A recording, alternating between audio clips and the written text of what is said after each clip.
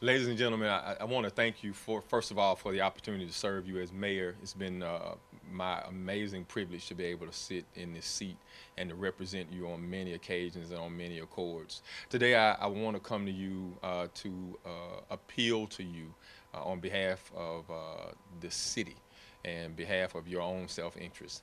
We've been working really hard over the last year and a half or more to provide you the kind of quality service that we know that you deserve. It's been a struggle in certain instances, as well as a joy with the amount of challenges that the city has. And we want to thank you for understanding and knowing what we've been going through, whether we're talking about infrastructure or whether we're talking about public safety. Today, we recently were in a council meeting where a culmination of a series of unfortunate events has brought us to a place where I'm appealing to you in your best judgment. We have seen the obstruction of progress happen by this council over the last year and a half. That obstruction is everything from the deliberate holdup of the Comcast negotiations to the deliberate holdup and pause of a contract that we were to enter into for a bank depository with Bancorp South, and the list goes on and on. Recently, as today, this council voted initially against an extension of a contract for wastewater treatment to a company who has already been doing the work for the last 5 years. What does that mean to you? It means that the water that you flush from your toilet, the water that goes out of your tub, the water that is waste, it could potentially have not been cleaned as a result of the council's actions today.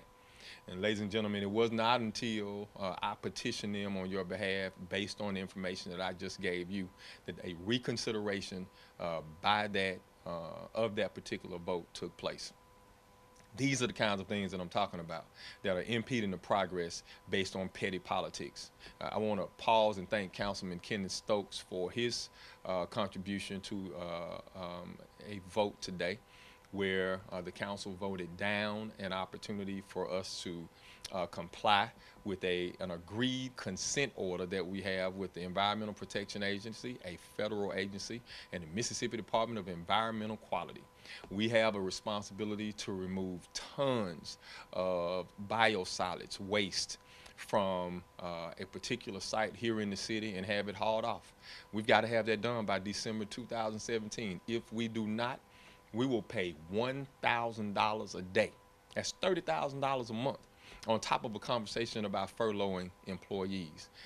In my opinion, ladies and gentlemen, that's not the best interest of the city. That's not why I think you elected us to serve you. There's been some conversation about the city administration not bringing items forward in a timely enough fashion. Well, ladies and gentlemen, all that we know to do is to present these items, give the council an opportunity to vet these items. We've invited them to meetings. We've invited them to one-on-one meetings. We've invited them to have briefings. We've invited them to hold conversations with department directors. We've invited them to hold conversations with the CAO and his deputies.